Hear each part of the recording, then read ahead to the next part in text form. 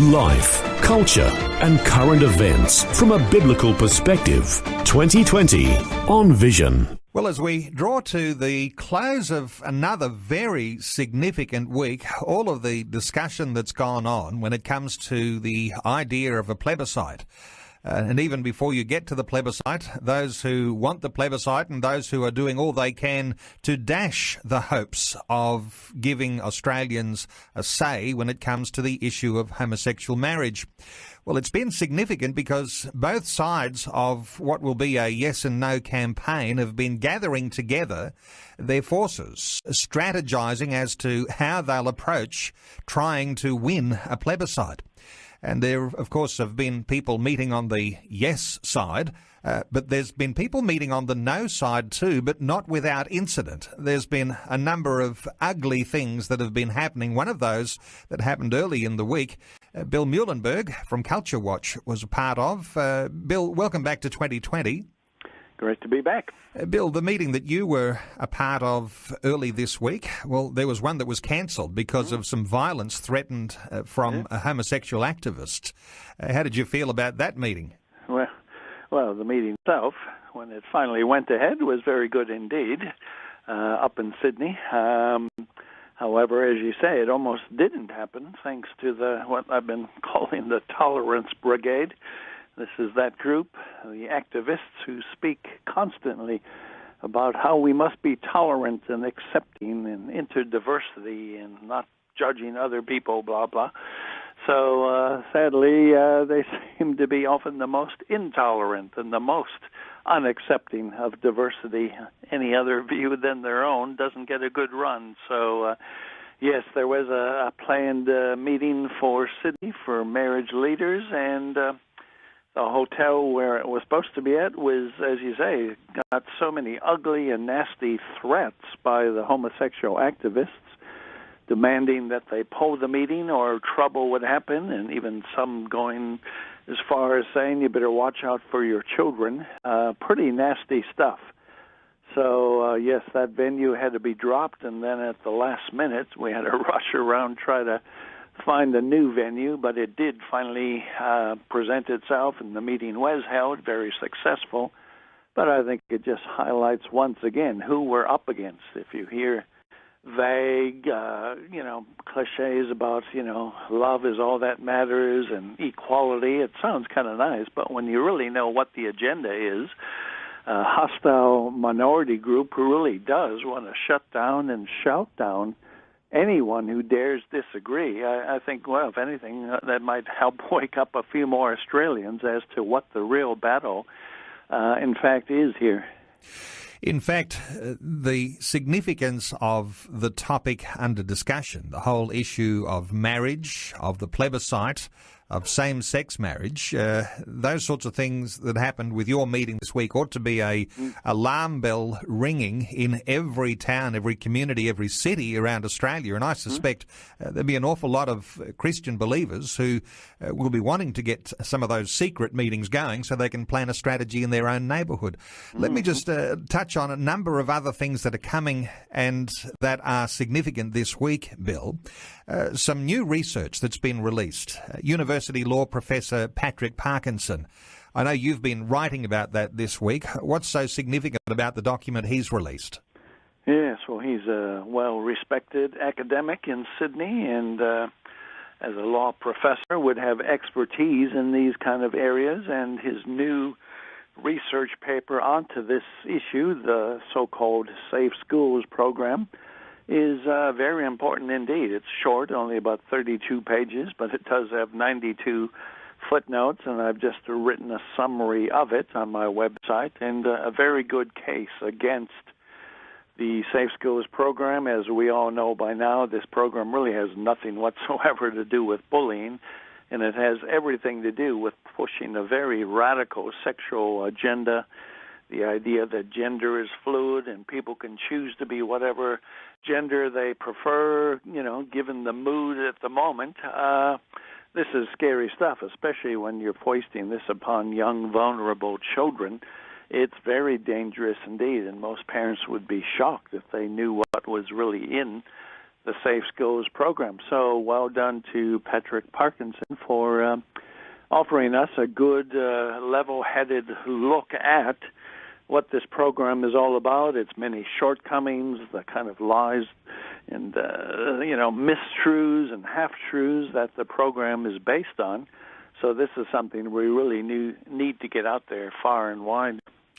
Bill, reflect for us for a few moments on the idea of gender fluidity, because you touch on this in your article and you talk about it in a different way than what most people are used to hearing, and that is gender fluidity as a belief system. What do you mean by that? It sounds almost religious. Yeah, well, in many ways it is.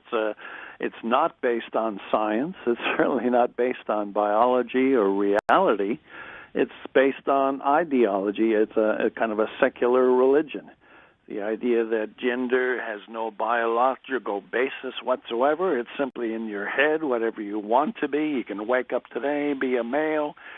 Tomorrow you might think you're a female. And, of course, the lists are just endless now.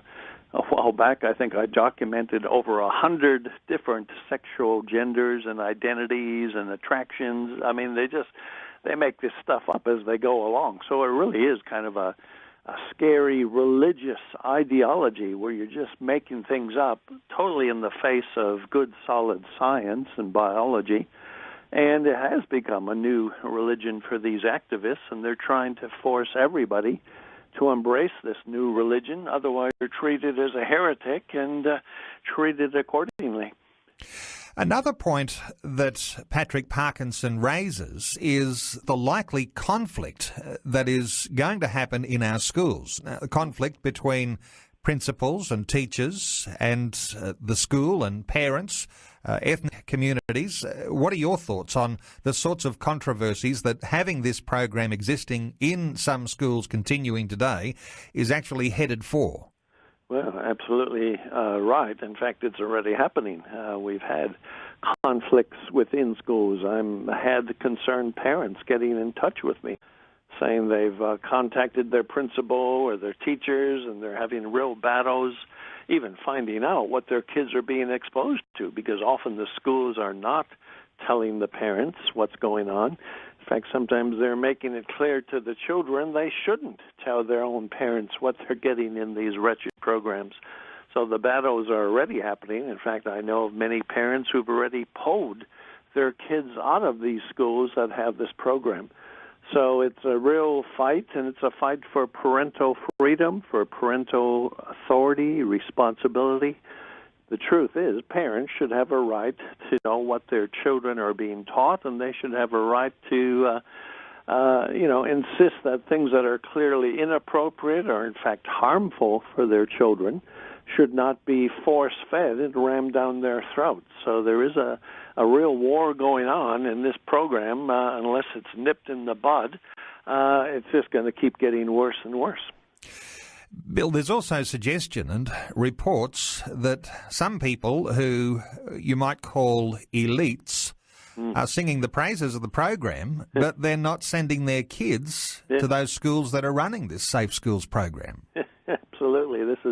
This probably nails it in terms of, if you have any doubt whatsoever how bad these programs are, the Safe School program is, simply look at all those who are, as you say, singing its praises, saying we have to have this in our schools. We've got politicians, defending it to the hilt, and yet when you simply ask a few questions, by the way, where do your kids go? So we have people like the Victorian Premier, Dan Andrews. We have people like the Labour opposition leader, Bill Shorten. We have the education minister in New South Wales. All of them fully supporting the Safe Schools program, but every single one of them have their kids going either to private schools, independent, or Catholic schools. So their own children are not being exposed to this really dangerous safe school program, and yet here they are telling us where we all should have it. In fact, Dan Andrews, in a year's time, wants it to be mandatory for every single school in Victoria.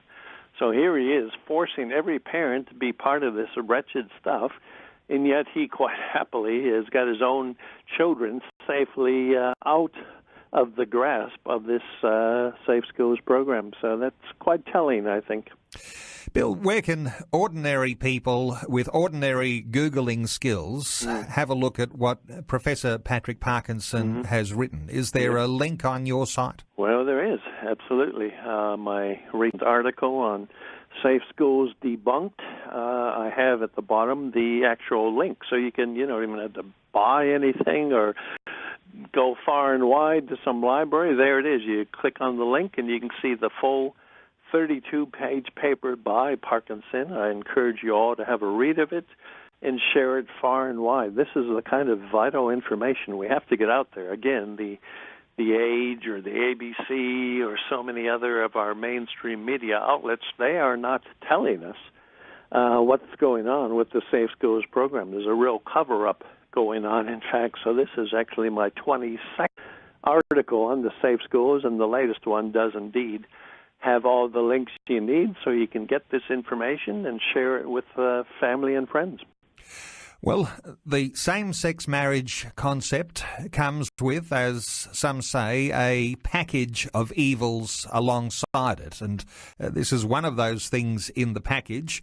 It's the Safe Schools program, and you can access the link to the research of Professor Patrick Parkinson when you go to Bill Muhlenberg's Culture Watch site. Simply Google Culture Watch, and you'll find an article there called Safe Schools Debunked Again.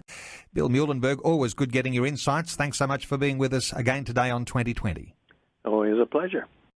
Before you go, thanks for listening. There's lots more great audio on demand, or you can listen to us live at visionradio.org.au. And remember, Vision is listener supported. Your donation, large or small, will help us continue connecting faith to life for hundreds of thousands of people across Australia and around the world. Learn more or donate today at visionradio.org.au.